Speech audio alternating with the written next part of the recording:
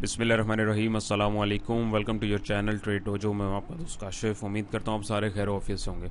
अच्छा जी, weekly analysis लेके आपकी खिदमत में एक दफ़ा फिर हाजिर है। और वीडियो स्टार्ट करने से पहले मैं आपको ये चीज़ बोलना चाहूँगा कि अगर आपके पास टाइम नहीं है तो अभी वीडियो बंद कर दें। जब बिल्कुल आप फारिग हों और जब बिल्कुल ध्यान लगा के वीडियो को देख सकें तब देखिएगा। क्यों?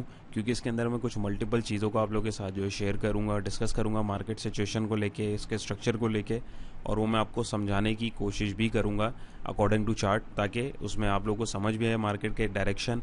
आप अपने फर्दर प्लानिंग जो है अपने ट्रेडिंग स्टाइल की, जो भी है जिस हिसाब की आप ट्रेडिंग करते हैं, उसमें आप जो है उसको अगर अप्लाई करेंगे तो इंशाल्लाह आपकी ट्रेडिंग भी जो है अच्छी रहेगी। और जिस तरीके से आपको ट्रेडिंग करनी हो आप उसको अपने हिसाब से, अपने मैनेजमेंट के हिसाब से उसको जो है देख भी सकेंगे। तो उसमें इंशाल्लाह आपको सीखने को भी कुछ चीज़ें ज़रूर मिलेंगी। सो जब टाइम हो उसको तब देंगे, अदरवाइज़ इसको और शुरू से एंड तक ज़रूर देखिएगा, बीच में स्किप मत कीजिएगा। क्योंकि अगर आपने स्किप करी तो जो मैं चीज़ें पॉइंट्स मिलाऊंगा, जो डॉट्स मिलाऊंगा, वो कनेक्ट नहीं होंगे और फिर इन्फॉर्मेशन जो है वो अधूरी रह जाएगी। और अधूरी इन्फॉर्मेशन जो है वो नुकसानदेह होती है। खैर, ओवरव्यू करते हैं। तो फ्राइडे मार्केट का एनालिसिस आप लोग के साथ नहीं कर पाए थे, सॉरी फॉर दैट। अच्छा, तो यहाँ पे अगर फ्राइडे मार्केट को एक नज़र हल्की सी मैं देख लूँ तो क्लोजिंग जो थी वो थी 42,213 पे, सिर्फ 76 पॉइंट जोड़े और 18% का गेन था 21 अक्टूबर को, राइट। अब क्या है, अब मेन चीज़ ये कि अब क्या करना है और आगे क्या होना चाहिए, क्या स्ट्रेटजी हमें रखनी चाहिए। सबसे पहले अगर मैं फीपीलीपी देखूं तो 17 तारीख से 21 तारीख तक का फीपीलीपी मेरे पास आ गया है। इसको पहले देखें और समझें। तो यहाँ पे देखें, फॉरेनर्स ने लास्ट वीक जो माल, उससे पिछले वीक की अगर आपने वीडियो देखी जो एक्यूमुलेट किया था, तो आपको डेली में बताता भी रहा, तो उसमें आपने देखा कि वो माल को ऑफलोड कर रहे हैं आहिस्ता आहिस्ता। हमेशा माल उठाया भी एकदम नहीं जाता और ऑफलोड भी एकदम नहीं किया जाता। ये एक प्रोफेशनल और शाणे खिलाड़ी की निशानी होती है जो प्रोफेशनली किसी भी काम को कर रहा होता है, स्पेशली हमारे जो स्टॉक का जो काम है इसको। तो इसमें अगर आप देखें तो $3.44 मिलियन की सेलिंग जो है फॉरेनर्स की तरफ से आई है और लोकल बायर ने उसको ख़रीदा। बैंक्स को देखें तो $1.46 मिलियन का माल उन्होंने छोड़ा है। ब्रोकर्स को देखें तो $0.88 मिलियन की बाइंग करी। कंपनीज ने $0.37 मिलियन की सेलिंग करी। फॉरेन कॉर्पोरेट्स $3.58 मिलियन की सेलिंग के साथ रहे। फॉरेन इंडिविजुअल $0.07 मिलियन की सेलिंग के साथ रहे। हमारे इंडिविजुअल सबसे ज़्यादा बाइंग के साथ रहे, $5.43 मिलियन की बाइंग के साथ। इंश्योरेंस कंपनी $0.56 मिलियन की बाइंग के साथ रही। म्यूचुअल फंड जो थोड़ा थोड़ा माल बिल्कुल हल्का हल्का ले रहा था वो भी उसने छोड़ा। देखें अगर आप प्रॉफिट टेकिंग करिए, 1.33 मिलियन की सेलिंग के साथ रहा। एनबीएफसी की बात करें तो $0.04 मिलियन की सेलिंग के साथ रहा। अदर ऑर्गेनाइजेशंस की बात करें तो $0.23 मिलियन की सेलिंग रही। ओवरसीज पाकिस्तान की बात करें तो $0.21 मिलियन की बाइंग के साथ रहे। ओवरऑल 1 2 3 4 सिर्फ 4 खिलाड़ी हैं। उन चारों में सबसे बड़ा खिलाड़ी वन एंड ओनली हमारे प्यारे इंडिविजुअल दोस्त हैं। तो और उनमें अगर आप देखें तो सबसे बड़ा सेलर कौन है? One and only foreign corporates. उसके अलावा 1 2 3 4 5 6 7 खिलाड़ी ऑल टुगेदर जो हैं वो सेलिंग पर हैं। अब आप मुझे सिर्फ, अगर आपको मैं बोलूँ कि इस डेटा को आप इस बिहाफ पे आप देखें, मैं अभी फर्दर नीचे आपको एनालिसिस उसका पूरा करके भी बताऊंगा इंशाल्लाह, चीज़ें उसके साथ मैं आपको लूप में लूँगा। लेकिन बताएं, अगर मैं आपको बोलूँगा सिर्फ इसके बिहाफ पे अगर आपको नेक्स्ट वीक को प्लान करना है तो नेक्स्ट वीक मार्केट आप क्या समझते हैं, पॉजिटिव होगी? ऑब्वियसली बिल्कुल नहीं होगी, क्योंकि मार्केट की सिचुएशन पता है कि आप लोगों को क्या चल रही है और वो हमारे सामने एक पेज समझे उसका खोल के आ गया। फर्दर इसको अगर मैं एक्सप्लोर करूँ कि फॉरेन कॉरपोरेट्स ने और इंडिविजुअल ने माल को, क्योंकि सबसे ज़्यादा प्लेयर ही हैं, मैं आपको सिर्फ इनका इसलिए बताता हूँ ताकि आप जो हैं एक खिलाड़ी और एक जो बायर जो होता है, जो भी, या एक सेलर होता है बड़ा और छोटा, उसको आप कंपेयर करके आपको इसलिए दिखाता हूँ ताकि फर्दर फिर आप इन सबको रीड करें इसी पैटर्न को देखते हुए। उससे फिर आपको मज़ीद चीज़ें क्लियर होंगी, क्योंकि वीडियो में सबको आपको बताने लग गया तो वीडियो बहुत लंबी हो जाती है। तो इसमें भी वही चीज़ करेंगे हम। फॉरेन कॉर्पोरेट्स और इंडिविजुअल्स को अगर देखें तो यहाँ पे मैं अगर नीचे थोड़ा सा इसको स्क्रॉल करूँ तो यहाँ पे अगर आप देखें तो यहाँ पे हमारे पास फीपी का जो है पूरा डाटा आ गया है। और फीपी में भी अगर मैं देखूँ सबसे ज़्यादा सेलिंग फीपी की किधर आ रही है? $1.89 मिलियन की कमर्शियल बैंक्स में। अब कमर्शियल बैंक्स में कौन कौन से स्क्रिप्ट्स हैं, क्या हैं, वो एक अलहदा टॉपिक है, उसको आप अपने एंड से खुद भी एक्सप्लोर कर सकते हैं लेवल्स के साथ। एक तो उसने कमर्शियल बैंक्स में माल को सही छोड़ा है दबा के, और एक टेक्नोलॉजी सेक्टर में छोड़ा है। बाकी में भी कुछ हल्की हल्की हुई है, लेकिन ये 0.समथिंग इसको हम फिलहाल इग्नोर करेंगे। ये दो चीज़ें हमें पता लगेंगी, फॉरेन कॉर्पोरेट्स ने या फॉरेनर्स ने माल को इन सेक्टर्स में छोड़ा है। यहाँ पे अगर आप नीचे आएँ तो इंडिविजुअल्स की अगर हम बाइंग देखें, क्योंकि सबसे तगड़ा बायर जो हमारा इंडिविजुअल था, तो सबसे ज़्यादा बाइंग इंडिविजुअल की अगर हम देखें तो पावर जनरेशन सेक्टर में $1.17 मिलियन की बाइंग है। ऑल दो यहाँ पे थोड़ा सा पर्सपेक्टिव चेंज है।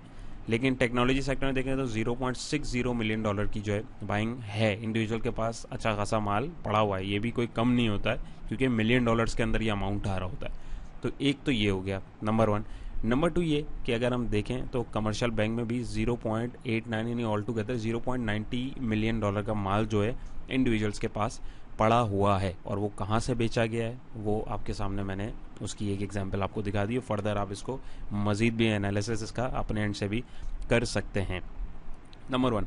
नंबर 2 ये कि अगर मैं इसको देखूं पावर जनरेशन डिस्ट्रीब्यूशन सेक्टर जो है इसके अंदर ये जो इतनी तगड़ी बाइंग है अगर मैं इसको बोलूं और ऑल अदर सेक्टर में, तो इसमें अगर मैं पावर जनरेशन में देखूं दूसरे खिलाड़ी, अगर इंश्योरेंस कंपनीज को देखूं तो पावर जनरेशन में सेलिंग पे, म्यूचुअल फंड को देखूं मैं पावर जनरेशन में हल्की सी बिल्कुल ना होने के बराबर बाइंग है, इसको मैं सेलिंग ही बोलूँगा।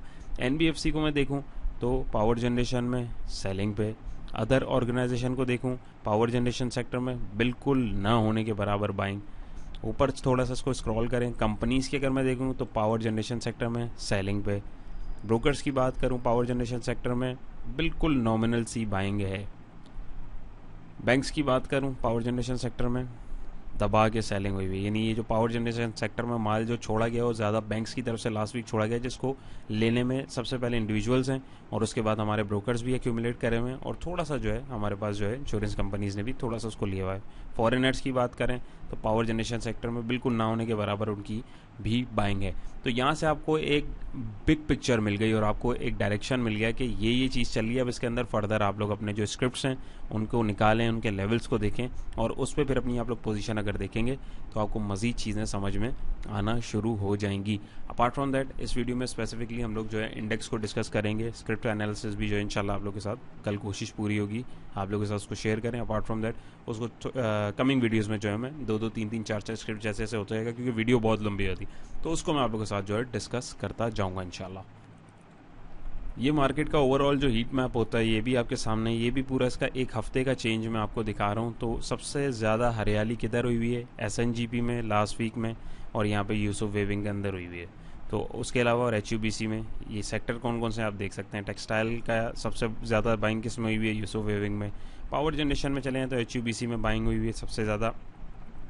और oil and gas marketing companies वगैरह वाले जो सेक्टर हैं इसमें अगर आप देख लें तो एसएनजीपी भी हुई हुई है और इसके ऊपर भी प्रीवियस 2-3 वीडियोस पहले मैंने डिस्कशन करी थी कि क्यों है, वो भी जिन दोस्तों ने नहीं देखी वो देख सकते हैं। अपार्ट फ्रॉम दैट अगर आप देखें तो रिफाइनरी के अंदर भी जो है हल्की फुल्की जो है बाइंग सेलिंग हुई है, लेकिन इतनी कोई ख़ास उसमें नहीं दिख रही। और दूसरे सेक्टर्स को भी अगर आप ओवरऑल देखें तो कोई ख़ास आपको जो है उसमें कुछ भी नहीं दिख रहा कि बाइंग हुई हुई है। तो ये भी एक हमारे पास सिग्नल आ रहा है, एक इशारा आ रहा है कि हमारे पास अभी कोई एक खास लॉन्ग होने का कोई रीज़न नहीं है। रीज़न से मुराद कि कुछ कोई प्लेयर कंट्रीब्यूट ही नहीं कर रहा है। खरीदेंगे किससे, बेचेंगे किसको। चलें खरीद तो लेंगे, अगर बड़ा खिलाड़ी ले ही नहीं रहा तो बेचेंगे किसको। आपस में फिर वो लॉक लग जाते हैं और वो लॉक पे लॉक लगते जाते हैं और फिर आइटम जो है जैसे ही उस लेवल पे आता है जहाँ पे बड़े खिलाड़ी को लेना होता है तो वो फिर वहाँ पे जब एक्यूमुलेशन कर रहा होता है उस वक्त फिर जो हम लोग हैं वो डरे हुए होते हैं कि यार ये तो अभी यहाँ से इतना नीचे आ गया। और हालांकि वो टाइम जो होता है वो ख़रीदारी का होता है। तो ये सारी चीज़ें जो है हमें चार्ट देख के ही समझ में आएंगी। अच्छा जी, तो ये हमारा 100 इंडेक्स का जो है डेली चार्ट है। इसको मैं ज़रा पहले वीकली पे आप लोगों के साथ कर दूं क्योंकि हम लोग इसको ज़रा अमूमन वीकली पे ही डिस्कस कर रहे होते हैं। तो ये वीकली कैंडल्स हैं, एक इसको याद रखिएगा। नंबर 2 ये कि हमारा नेक्स्ट मंथ इंशाल्लाह ताला जो है टेक्निकल एनालिसिस का जो हमारा कोर्स है बेसिक से ऑलमोस्ट एडवांस लेवल का है, लेकिन उसको मैं एडवांस बोलूँगा नहीं, मिड लेवल तक का आप उसको इंटरमीडिएट लेवल तक का बोल सकते हैं। लेकिन इंशाल्लाह उसमें हम लोग बहुत सारी चीज़ों को, स्पेशली जो ये प्राइस एक्शन है मेन फोकस हमारा इस पे होगा। इंडिकेटर्स ट्रेडिंग सेटअप्स वाला जो चक्कर है उसके ऊपर मैं इतना रिलाई नहीं करता। तो वो चीज़ अगर है तो वो उसके ऊपर जो है बहुत से लोग रिलाई करते हैं, कोई एक जादुई सिस्टम मिल जाए जिसपे हम लोग यहाँ लें इंडिकेटर वहाँ बोले वहाँ बेचो, तो वो वाला चक्कर इसमें बिल्कुल भी नहीं है। मैं आप लोगों को पहले ही क्लियर कर दूँ, प्योर प्राइस एक्शन के ऊपर होगा। इंडिकेटर जो ज़रूरी हैं, क्यों, कैसे, कहाँ, किस लिए और किस हद तक यूज़ करना है, वो सारी चीज़ें जो हम लोग इंशाल्लाह उसमें डिटेल के अंदर उसको एनालिसिस उसका करेंगे और उसको समझेंगे, पढ़ेंगे, सीखेंगे। और अपार्ट फ्रॉम दैट अगर आप लोग इंटरेस्टेड हो तो आप लोग दिए गए नंबर पे रब्ता करके अपनी स्लॉट जो है रिज़र्व करा सकते हैं क्योंकि अभी शॉर्ट लिस्टिंग हो रही है। नेक्स्ट मंथ तक 30 तक जो है इस मंथ के लास्ट तक जो है इसकी रजिस्ट्रेशन की डेट्स ओपन है, उसके बाद रजिस्ट्रेशन क्लोज हो जाएंगी। बहरहाल, और अब आते हैं हम लोग के टेक्निकल्स ज़रूरी क्यों। बहुत सारे दोस्त बोलते हैं कि भाई टेक्निकल वेक्निकल कुछ नहीं होता है, बस यहाँ लो वहाँ बेचो, यहाँ ये हो रहा है वहाँ वो हो रहा है, न्यूज़ व्यूज़। देखें टेक्निकल्स अपना काम करते हैं, न्यूज़ अपना काम करती है और जो फर्दर आपके फंडामेंटल्स हैं वो अपना काम करते हैं। हर चीज़ अपना एक अलग-अलग रोल प्ले कर रही होती है। नॉलेज जितनी जिस चीज़ की उतना ज़्यादा अच्छा है, लेकिन कुछ लोग इतना ज़्यादा उसको क्लटर्ड कर देते हैं, इतना ज़्यादा उसको उसकी दही बना देते हैं कि वो कुछ समझ में नहीं आता है। तो इतना ज़्यादा भी नफसियाती नहीं बनना है, छोटी छोटी मोटी मोटी चीज़ों को पकड़ना है और हमें जो है ट्रेडिंग करनी है। इतना कॉम्प्लिकेटेड है नहीं ये चीज़, बेसिकली इसको जितना बनाया गया हुआ, और ये मैं भी आपको समझाता भी हूँ। तो 100 इंडेक्स के ऊपर आने से पहले मैं आपके साथ थोड़ी सी अगर हिस्ट्री शेयर करूं ताकि आप लोगों को समझ में भी आए, और मैं क्यों बोल रहा हूं, ताकि मैं फिर ये इसके ऊपर जब आके आप लोगों को समझाऊंगा तो आप लोगों को उसमें समझने में आसानी रहेगी। तो सबसे पहले अगर मैं एग्जांपल लूँ, यहाँ पे हमारे पास एक एग्जांपल है, ये डेट आ रही है, मैंने इंटरनेट से निकाली हुई है, आपके सामने स्क्रीन भी शेयर कर रहा हूँ। तो हमारे पास 2012 में तकरीबन ये 19 जून 2012 का आर्टिकल है, जब पाकिस्तान के, ये आप अगर देखें, Pakistan prime minister Yusuf Raza Gilani disqualified by the supreme court. Yusuf Raza Gilani साहब जब डिस्क्वालीफाई हुए थे 2012 में, क्या डेट आ रही है 2019 को, सिर्फ ये दिखाने तक के लिए मैंने आप लोगों के साथ इसको शेयर किया है। तो अब टेक्निकल्स पे अगर मार्केट काम नहीं करती तो ये उसकी मैं बेसिकली आपको एग्जांपल दिखा रहा हूँ ताकि आपको समझ में आए कि चार्ट्स काम करते हैं और हमें इनको देखना समझना ज़रूरी है, इसके बगैर मार्केट में सर्वाइव नहीं कर सकते। तो ये क्या डेट आ रही है, 19 जून 2012 को जो है इनकी डिस्क्वालिफिकेशन हुई। आपके साथ ही मैं स्क्रीन भी इसकी शेयर कर रहा हूँ, ठीक है। अब यही चीज़ अगर मैं आपको चार्ट पे दिखाऊँ, वॉल्यूम्स को मैं फिलहाल क्लोज करता हूँ, तो यहाँ पे ये वही डेट है, चार्ट डेली है। यहाँ पे अगर आप देखें तो ये 19 जून 2012 की डेट हमारे और आपके सामने आ रही है। तो यहाँ पे अब आप मुझे बताएं, इस दिन अगर ये डिस्क्वालिफिकेशन के ऊपर, न्यूज़ के ऊपर मार्केट गिरनी थी तो यहाँ पे मार्केट को क्या हुआ? मार्केट को कुछ भी नहीं हुआ। मार्केट को अगर आप देखें तो यहाँ पे मैं अभी कैंडल पे जाऊँगा तो यहाँ पे वैल्यूज़ आ रही होंगी। मार्केट ने जो है सिर्फ 71 पॉइंट लूज़ किए। सबसे पहली चीज़, जो न्यूज़ बेस्ड ट्रेडर जो होते हैं उनके लिए मैं आपको बता रहा हूँ कि सिर्फ न्यूज़ ही काम नहीं करती है, न्यूज़ के ऊपर माल को दिया जाता है, ख़रीदा नहीं जाता। उसके बाद आगे अगर आप देखें तो मार्केट ने ट्रेंड कंटिन्यू किया। अब इसका रीज़न क्या है, रीज़न भी समझें, सिर्फ हवाई बात नहीं, ये पूरी प्रूफ बात है। यहाँ पे अगर आप देखें, मार्केट ने पहले ही एक डाउन ट्रेंड की साइकिल को कंप्लीट कर लिया था शॉर्टर पीरियड ऑफ टाइम में। ये देखें, ये मैं अगर आपको मार्क करके दिखाऊं तो मार्केट ने तो भाई 14 तारीख को यहाँ से बाउंस बैक कर दिया था और वो यहाँ पर रीटेस्टिंग कर रही थी अपनी, अगर आप गौर करें। और ये कब हुआ? 19 तारीख को। तो रीटेस्टिंग तो हो भी रही है, अपार्ट फ्रॉम दैट यहाँ पे न्यूज़ भी आ गई, तो ये तो इसको मजीद नीचे चला जाना चाहिए था अगर ये टेक्निकल्स के ऊपर काम ही नहीं कर रही थी। लेकिन अगर आप देखें तो मार्केट ने यहाँ से टेक्निकली ही इसको पहले अपने स्ट्रक्चर को तोड़ा, यहाँ पे कंफर्मेशन दी, और अगर आप गौर करें तो यहाँ से हमारे पास एक अपवर्ड का मोमेंटम भी बना है, और वहाँ से मार्केट कहाँ गई? आगे ही आगे चली गई। ये सबसे पहले एक एग्जांपल है। जो दोस्त बोलते हैं कि मार्केट के टेक्निकल जो हैं वो काम नहीं करते हैं, मार्केट जो है ऐसे ही चल रही होती है, ऐसा बिल्कुल नहीं है। होती है कुछ ना कुछ, मतलब उसमें जो है होशियारियाँ होती हैं, बट इतनी ज़्यादा नहीं होती कि बिल्कुल ही चार्ट काम नहीं करते, क्योंकि बहुत सारे लोग इस चीज़ के ऊपर जो है बोलते हैं कि चार्ट बिल्कुल काम नहीं करते, ऐसा नहीं है। तो ये इतनी सारी चीज़ें आपके साथ शेयर करने का और समझाने और बताने का मकसद यही है ताकि आप लोग को चीज़ एक दिखे। और अब भी अगर कोई बिलीव नहीं करता, ये फिर उसकी एक अपनी मर्जी है। बहरहाल मेरा जो काम है वो मैं पूरा करूँगा। तो यहाँ पे आप लोगों ने देखा कि मार्केट ने यहाँ पे भी, इस सिचुएशन में भी टेक्निकल्स ने अपने आप को पूरा किया, और मार्केट ने जिस तरीके से, जिस स्ट्रक्चर से निकलना था कि ब्रेकआउट के बाद मार्केट ऊपर जाती है, चाहे ज़्यादा ऊपर जाए चाहे कम जाए, लेकिन ऊपर ज़रूर जाती है ब्रेकआउट के बाद, तो वही हुआ। यहाँ पे हमें जो है एक अपवर्ड मोमेंटम देखने को मिला, नंबर 1। नंबर 2 में बात करूँ तो यहाँ पे हमारे पास ये डेट आ रही है, Nawaz Sharif steps down as PM after CS supreme court's disqualification verdict. तो ये जो नवाज शरीफ साहब की डिस्क्वालिफिकेशन हुई थी, तो उसके ऊपर भी मैं ये एग्जांपल आपको दिखाना चाहूँगा। इसकी भी डेट जो इस आर्टिकल की आ रही है, अगर आप देखें, आर्टिकल बेसिकली दिखाने का मकसद है कि डेट्स वगैरह ताकि कंफर्म हो जाए, क्योंकि वैसे याद नहीं रहती। तो ये डेट क्या आ रही है हमारे पास, 28 जुलाई 2017 को जो है ये भी डिस्क्वालीफाई हो गए थे। चलते हैं चार्ट की तरफ। तो यहाँ पे अगर मैं आपको लेके चलूँ इस चार्ट के ऊपर, तो ये 28 जुलाई 2017 वाली जो हमारे पास यहाँ पे डेट आ रही है, 28 जुलाई 2017 को ये हुआ था। अगर क्या हुआ था, तो यहाँ पे अगर आप देखें तो यहाँ पे तो मार्केट को फिर क्रैश करना चाहिए था। मार्केट यहाँ पे क्रैश क्यों नहीं करी है? तो यहाँ पे अगर आप देखें तो मार्केट ने सिर्फ 6 पॉइंट जोड़े हैं ऑल टुगेदर। भले 6 पॉइंट जोड़े हैं, नेगेटिविटी हुई? बिल्कुल नहीं हुई। उससे पहले अगर आप देखें तो क्या चलता आ रहा था, टेक्निकली वही बात आ गई, डाउन ट्रेंड एक चल रहा था, उसने अपवर्ड मोमेंटम एक पकड़ना था। यहाँ पे अगर आप देखें 3 जुलाई को यहाँ पे तकरीबन 2000 पॉइंट गिरे, यहाँ अगर आप देखें 1600 पॉइंट गिरे, यहाँ अगर आप देखें 1800 पॉइंट गिरे, यहाँ अगर आप देखें 1800 पॉइंट गिरे। पहले ये सब कुछ हो चुका है। देखें, न्यूज़ से पहले ही जो होते हैं स्मार्ट प्लेयर, उनको उनकी रिसर्च और उनके एनालिसिस उनको पहले ही बता रहे होते हैं। तो यहाँ अगर आप देखें तो तो यहाँ पे जो एक डाउन ट्रेंड चल रहा था वो फटाफट किसी भी न्यूज़ के बिना पे या किसी भी ब्याह पे वो नीचे एक उसको मजीद बहाना मिल गया। ट्रेंड में अगर एक न्यूज़ आ रही है ना तो वो तो फिर एक बहाना और कन्फर्मेशन दे देता है, वो एक अलहदा चीज़ है। लेकिन जब स्ट्रक्चर की एक फॉर्मेशन होनी है और हो रही होती है तो वो फिर एक अलहदा कंसर्न होता है। यहाँ पे देखें मार्केट ने ब्रेकआउट दिया 18 को और यहाँ पे आके इसको रिटेस्ट करके एक अपवर्ड थोड़ा सा मोमेंटम उसने बनाने की कोशिश करी 28 जुलाई 2017 को। और अगर आप आगे इसको देखें, अब आप बोलेंगे यार ये तो नीचे गिर गई, देखें पैनिक थोड़ी सी होती है, लेकिन अगर आप टेक्निकली इसको भी देखेंगे तो ये रीटेस्टिंग के लिए ही आ रही है अपनी ट्रेंड लाइन की। अगर मैं इसको थोड़ा सा यहाँ पे आप लोगों को एक्सटेंड करके दिखाऊं तो ऑल टुगेदर अगर आप देखें तो इसने अपने आप को यहाँ पे एज अ सपोर्ट डिफाइन करके साइडवेज में गई। और यहाँ पे अगर मैं इसको जूम इन करके दिखाऊं तो मार्केट जो है यहाँ से ऑल टुगेदर आगे ऊपर ही गई। अब आप बोलेंगे यार ये शॉर्टर स्पैन में जो है मार्केट नीचे जा रही थी, तो फेक आउट्स भी होते हैं, वो एक अलहदा चीज़ है, वो एक अलहदा टॉपिक है। मेन चीज़ ये है कि अगर क्रैश होनी होती तो वो वहाँ पे या यहाँ पे ज़रूर होनी चाहिए थी। यहाँ पे अगर आप देखें तो मार्केट ने सिर्फ 6 पॉइंट जोड़े ग्रीन कैंडल बनाई है, तो बहुत सारे लोगों ने जो है यहाँ पे पैनिक कर दी होगी, यकीनन की होगी। वॉल्यूम्स भी अगर आप देखें तो तगड़े जनरेट हुए हैं, वॉल्यूम्स को भी फिलहाल हम हटा देते हैं। तो समझाने का मकसद ये है कि टेक्निकल्स अपना काम हर हाल में करते थे हैं और रहेंगे। सिर्फ ये नहीं है कि जिस तरह यहाँ ले लिया वहाँ भेज दिया, इस तरीके से हवा में काम नहीं हो रहा होता, पूरा एक प्रॉपर चैनल के थ्रू काम हो रहा होता है। तो ये इस पर फर्दर आप अपनी रिसर्च भी कर सकते हैं। अपार्ट फ्रॉम दैट जो मुझे लगा और जो मेरे सामने चीज़ें आई वो मैंने आप लोगों के साथ करी हैं। और भी बहुत सारे फैक्टर्स हैं और भी बहुत सारी चीज़ें, उनको भी अगर आप एक्सप्लोर करेंगे तो आपको इसी तरीके के रिजल्ट्स मिलेंगे।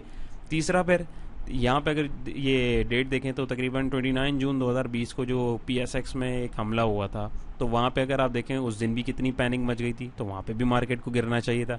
अब अगर हम 29 जून 2020 वाले चार्ट पे चले तो वहाँ पे अगर चार्ट देखें तो ये तो भाई ग्रीन चल रहा है और मार्केट ने तकरीबन 242 पॉइंट जो है पॉजिटिव क्लोजिंग दी है। मार्केट को तो यहाँ क्रैश कर जाना चाहिए था कि भाई इतनी अजीब और पूरी इकनॉमी के ऊपर इम्पैक्ट पड़ रहा है, क्यों नहीं किया।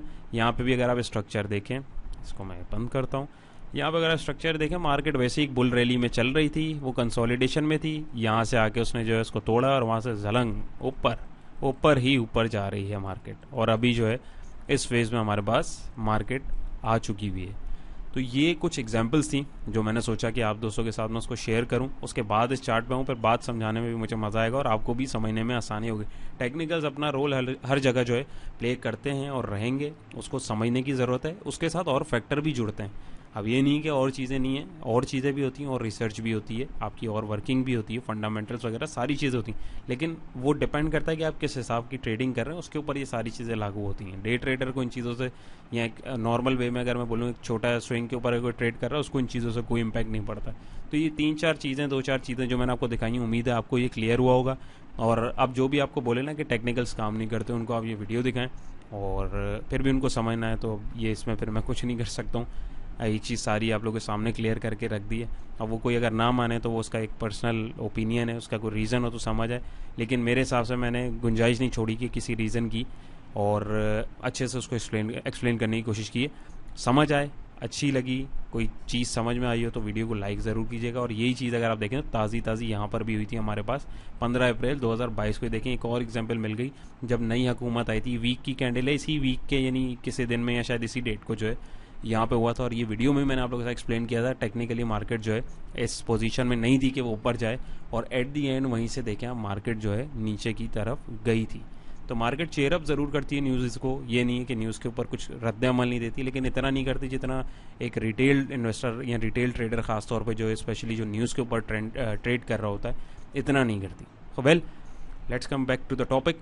तो यहाँ पे अगर हम देखें तो ये हमारा लास्ट वीक था। लास्ट वीक में मेरे ख्याल में इधर के हम लोगों ने डिस्कशन करी थी, लेवल्स आप लोगों के साथ मार्क किए हुए थे। 40,520 की सपोर्ट हमारे पास थी। यहाँ से जो है मार्केट मैंने आपको बताई थी कि हमारे पास एक 42,800 का जोन आ रहा है, इसके आसपास मार्केट को अपने पास रोकना चाहिए। अब यहाँ पे हमारे पास दो सिचुएशन हो सकती हैं। अभी जैसी सियासी गहमा गहमी हमारे मुल्क में चल रही है, ये हम सबको पता है। इमरान खान साहब की जो डिस्क्वालिफिकेशन है वो हो गई है। उसके अलावा एक गुड न्यूज़ ये कि FATF में जो चक्कर चल रहा था उसमें जो है ग्रे लिस्ट से पाकिस्तान बाहर आ गया। तो मतलब दो न्यूज़ हमारे पास जो हैं आ गई हैं। अब इसमें डायरेक्शन क्या होनी चाहिए और क्या करना चाहिए। इसमें दो ही स्ट्रेटेजीज हैं, ऊपर जाए तो क्या करना है, नीचे जाए तो क्या करना है, इसके अलावा तीसरी कोई स्ट्रेटेजी नहीं है। टेक्निकल्स का सारा गेम प्रोबेबिलिटी का होता है, कंफर्मेशन किसी चीज़ की नहीं होती, हमें सिर्फ अपनी स्ट्रेटेजी तैयार करके रखनी होती है। तो कोई सुनहरे ख्वाब नहीं, मैं आपको सिर्फ जो डायरेक्शन है जो अपने लिए मैं फॉलो कर रहा हूँ आप लोगों के साथ शेयर करूँगा, ताकि आप लोग भी इसको फॉलो करने की कोशिश करें। यहाँ पे अगर आप देखें तो जो टेक्निकली मैंने आपको बताया था ये उसी लेवल के आसपास जो है आ चुकी है मार्केट, और हो सकता है यहाँ पे एग्जॉस्ट करके यहीं से नीचे मुड़ जाए। लेकिन मुझे लगता है कि FATF वाली जो न्यूज़ है उसको मार्केट एक दफ़ा चेयरअप करने की कोशिश करेगी मंडे वाले दिन या ट्यूसडे वाले दिन, और वहाँ पे अगर हम देखेंगे तो हो सकता है ये लेवल हमें टेस्ट होता हुआ दिख जाए। अपार्ट फ्रॉम दैट, अगर मतलब एक सिचुएशन अगर होती है कि अगर वहाँ से रिजेक्शन आती है इसके पास, जो आनी चाहिए उसूली तौर पे, लेकिन अगर रिजेक्शन आती है तो रिजेक्शन के बाद हमारे पास जो एक नया लेवल होगा, यानी एक सपोर्टिंग लेवल पर हम जिसका वेट करेंगे, जहाँ पे हम माल को लेंगे, वो होगा तकरीबन 40,400-500 का जो जोन है वहाँ तक, या 39,000 का जोन जहाँ पे पहले भी मार्केट अपने आप को रोक चुकी हुई है। नंबर 1। नंबर 2 ये कि अगर ये इससे बाहर निकल के क्लोजिंग देती है, ये मैं वीकली के ऊपर जो है अभी फिलहाल आपको बता रहा हूँ, डेली के ऊपर जो है वो मैंने आपको बता दिया, लेकिन वीकली की बात कर रहा हूँ। अगर वीकली कैंडल इधर से बाहर निकलती है और इस लेवल से ऊपर क्लोजिंग देती है, तो वो अराउंड हमारे पास जो लेवल मैक्सिमम होगा 43,500 के आसपास होगा, क्योंकि ये पहले रेजिस्टेंस का भी काम कर रहा है, और लगभग यहीं पे अगर आप देखें तो ये जो चैनल की रेजिस्टेंस आ रही है ये इसको भी छू लेगी। उससे फिर जो है इसके बाद मज़ीद नीचे अगर इसको आना है, अगर क्या टेक्निकली इसको आना चाहिए, तो मार्केट जो है यहाँ से मज़ीद नीचे आएगी, और इस दफ़ा हो सकता है 39 वाला लेवल टूट के जो 38,000 वाला लेवल मैंने आप दोस्तों के साथ शेयर किया हुआ है, हमें वो भी देखने को मिल सकता है। शॉर्टर पीरियड ऑफ टाइम में मार्केट को अगर आप देखें तो मार्केट जो है हायर हाई बना रही है, लोअर हाई बना रही है। क्यों? यहाँ पे अगर देखें तो मैं ट्रेंड लाइन लगाऊँ तो ये चीज़ देखें, प्राइजेस ने यहाँ पे अपने आप को रोका, एक हाई लगाया, फिर जो लो लगाया बेसिकली लोअर हाई जिसको कहा जाता है, प्रीवियस अपने लो से ऊपर बन रहा है। लेकिन अब कंफर्मेशन इसकी कब होगी? जब ये इस हाई को तोड़ के इससे ऊपर क्लोजिंग देगा, तभी हम एक अपवर्ड मोमेंटम देखेंगे, जो कि अभी बिल्कुल दिख नहीं रहा है टेक्निकली और जो सिचुएशन है उसके अकॉर्डिंग। लेकिन लेट्स सी क्या होता है, और अगर ये यहाँ से इसको तोड़ता है तो ये फिर इसने अपना शॉर्ट टर्म जो बाउंस है उसको तोड़ के अपने मेन ट्रेंड की जो इसकी डायरेक्शन है ये मज़ीद उसको कंटिन्यू कर सकता है। इंडिकेटर्स की बात करें तो RSI का भी रेजिस्टेंस अगर आप देखें तो वो बिल्कुल रेजिस्टिंग लाइन के पास जो है, बिल्कुल प्राइस एक्शन भी हमें वहाँ पे रोक रहे हैं। तो ये समझें इसकी भी आप अगर बोलें कि कॉन्फ्लुएंस बन रहा है। यहाँ पे अगर आप देखें तो वीकली हिस्टोग्राम जो है वो तगड़े तो हो रहे हैं, लेकिन इंडिकेटर जैसा कि इंडिकेटर जो हो चुका होता है उसको बताता है, ना कि जो होने वाला होता है उसका बता रहा होता है। तो उसको सिर्फ हम प्राइस एक्शन से ही कोशिश कर सकते हैं देखने की। और यहाँ पे अगर आप देखें तो रेड लाइन जो है ऑलमोस्ट ऊपर ही है, यानी सेलिंग सिग्नल ही है। तो ऑल टुगेदर मार्केट सेंटीमेंट जो था और जो सिचुएशन थी वो मैंने आप दोस्तों के साथ शेयर करी, और आप लोगों को समझाने की भी कोशिश करी कि क्यों, क्या चीज़ कैसे और कैसे होनी चाहिए, विद प्रूफ, विद एग्जांपल्स। तो उम्मीद है आप लोगों की लर्निंग भी होगी, और टेक्निकल्स अब जो है यकीनन आप लोगों को समझ में भी आया होगा कि काम करते हैं। इसको ज़रूर सीखें, मुझसे सीखना चाहें मोस्ट वेलकम, मुझसे नहीं सीखें, जिससे दे लो उससे सीखें, लेकिन इसको ज़रूर सीख के करें और अपने कीमती सरमाए की हिफाजत करें और उसको जो है एक अच्छे तरीके से ट्रेड करें। ट्रेडिंग एक बहुत ज़बरदस्त बिज़नेस है, ये काम नहीं है, पूरा एक प्रॉपर बिज़नेस है। इसको समझ के करें और एक नॉमिनल से रिटर्न के साथ इसको करेंगे तो इंशाल्लाह आप लोग जो है कभी मायूस नहीं होंगे, और इसको फुल टाइम लोग बिल्कुल इससे ट्रेडिंग कर भी रहे हैं। तो ये सारी चीज़ें, अपना बहुत सारा ख्याल रखिएगा, दुआओं में याद रखिएगा। चैनल पर नए तो चैनल को सब्सक्राइब कीजिए, दुआओं में याद रखिएगा। इंशाल्लाह नेक्स्ट वीडियो में मुलाकात होगी। अल्लाह हाफ़िज़।